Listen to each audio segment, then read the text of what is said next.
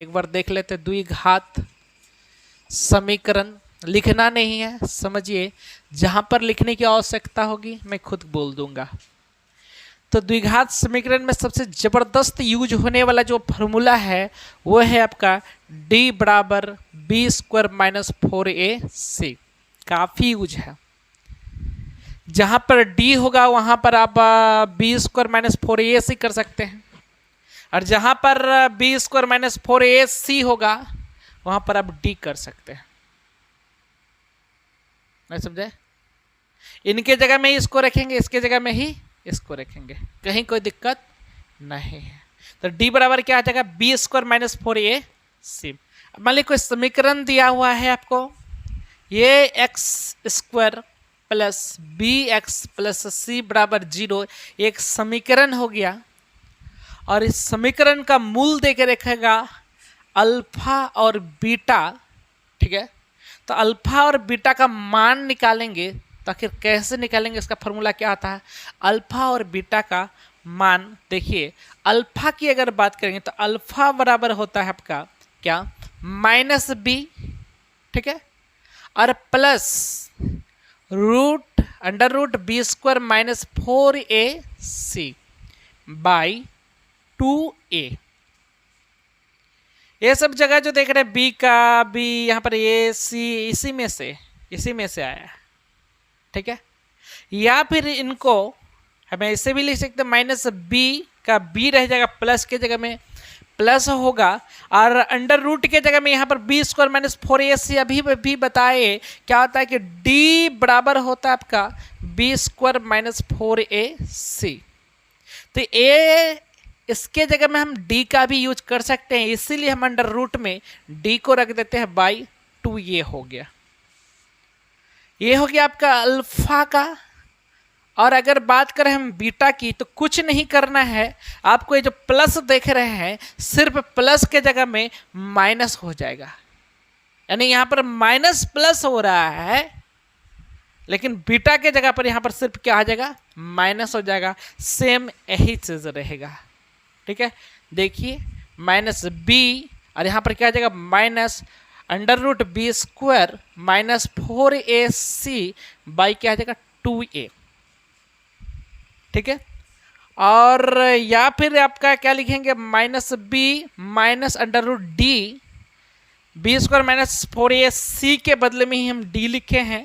ठीक है, बाई क्या आ जाएगा? 2a। तो ये दोनों फॉर्मूला का काफी इसका भी यूज होता है। ठीक है, तो इतना नहीं सही, इतना बात आपका माइंड में रहे, एगो याद रहेगा तो खाली इसके जगह प्लस के जगह में आप माइनस कर देंगे तो बीटा का हो जाएगा d बराबर बी स्क्वायर माइनस 4ac। दूसरा क्या देखिए? अल्फा बराबर। तीसरा क्या देखे? बीटा बराबर। तीसरा देखे बीटा बराबर। ये तीन फार्मूला, ठीक है, जो जबरदस्त यूज होता है। और भी फार्मूला है, तो देखिए d का पहला यूज यहीं पर हो गया आपका, आगे भी होगा। एक फार्मूला यूज होता है इसमें, alpha plus beta. Alpha plus beta का योग ऐसे कह के आएगा, अल्फा प्लस बीटा का योग इतना है, अल्फा इंटू बीटा बराबर इतना है। तो समीकरण तैयार करें, समीकरण बनाना है। ठीक है, तो अल्फा प्लस बीटा बराबर होता है माइनस बी बाई ए। एक फॉर्मूला ये हो गया। अल्फा प्लस बीटा बराबर क्या हो जाता है? माइनस बी बाई ए। ठीक है, अब यहीं पर बात करेंगे हम अल्फा इंटू बीटा की अगर बात करेंगे, इसका फॉर्मूला हो जाता है सी बाई ए।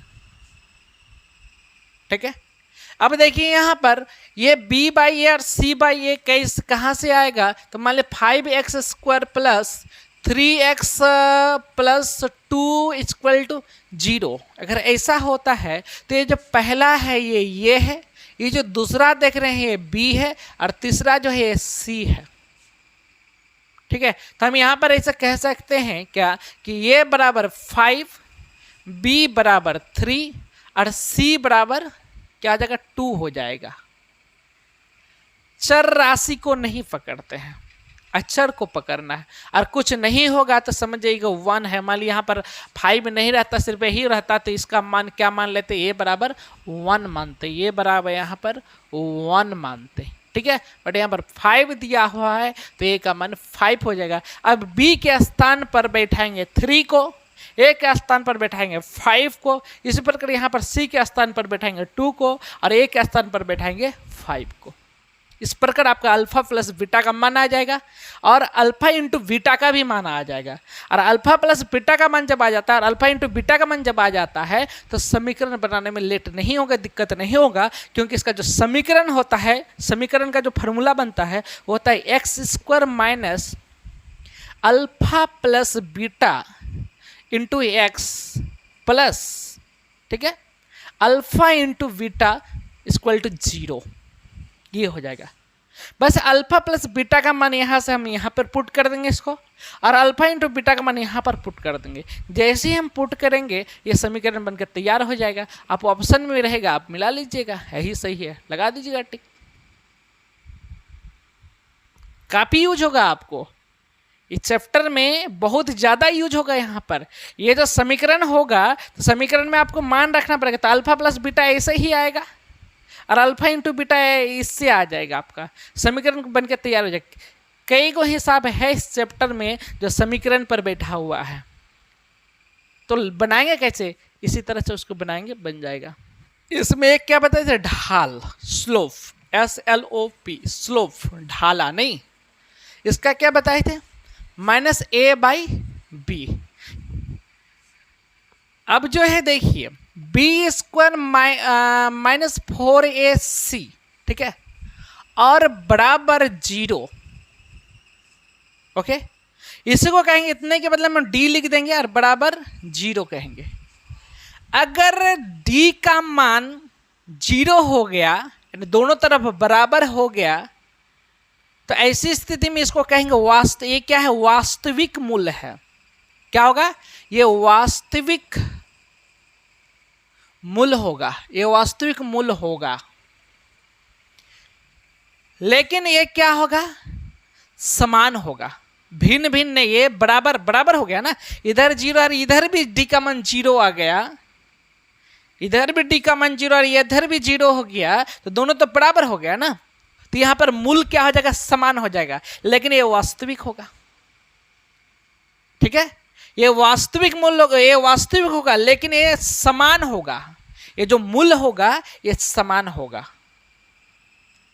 क्या होगा, वास्तविक होगा, वास्तविक होगा। पूरा चैप्टर इसी फॉर्मूला पर, आधा से अधिक हिसाब इसी चैप्टर पर, इसी फॉर्मूला पर बैठा हुआ है। इस चैप्टर का आधा से अधिक हिसाब इसी फॉर्मूला पर बनेगा, ठीक है। तो अगर बराबर हो गया, इधर का और इधर का मान दोनों बराबर हो गए, तो वास्तविक होगा, लेकिन समान मूल्य होगा। लेकिन क्या होगा, मूल्य समान होगा, मूल्य समान होगा, समान होगा, वास्तविक होगा और क्या होगा, समान होगा। वास्तविक होगा लेकिन ये समान होगा, मूल्य इसका समान होगा। अब कह लीजिए ऐसे, या फिर कह लीजिए वास्तविक होगा और समान मूल्य होगा, वास्तविक और समान।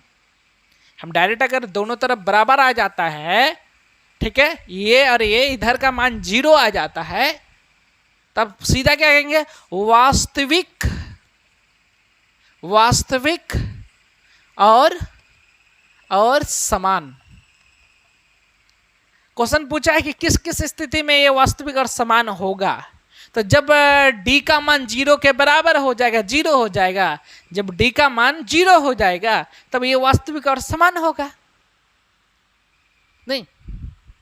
लेकिन अगर ये जो d का मान है, ये d का जो मान है, यानी d जो है, अगर ये बराबर नहीं, ये 0 से बड़ा हो, 0 से बड़ा हो,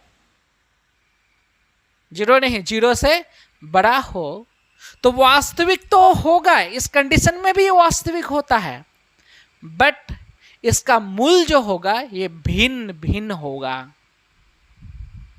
क्वेश्चन पूछेगा किस स्थिति में वास्तविक और मूल्य भिन्न भिन्न होगा, तो आप समझ जाइए कि 0 का मान से अगर d का मान ज्यादा है, अगर 0 का मान से d का मान ज्यादा है, तो ऐसी स्थिति में ऐसी स्थिति में वास्तविक और मूल भिन्न भिन्न होगा।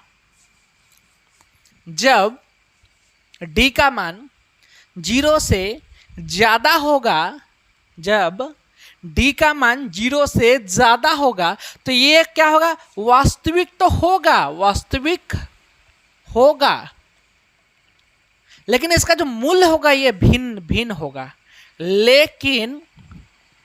लेकिन मूल जो है, मूल भिन्न भिन्न होगा, मतलब अलग अलग होगा, भिन्न भिन्न होगा। अगर d का मान से ज्यादा, ठीक है, o है, यानी कि o से ये कम है। अब o कम, d का मान कम कैसे होगा, d का मान कम कैसे होगा? यहां पर d ज्यादा है, o ज्यादा है, d कम है, कैसे?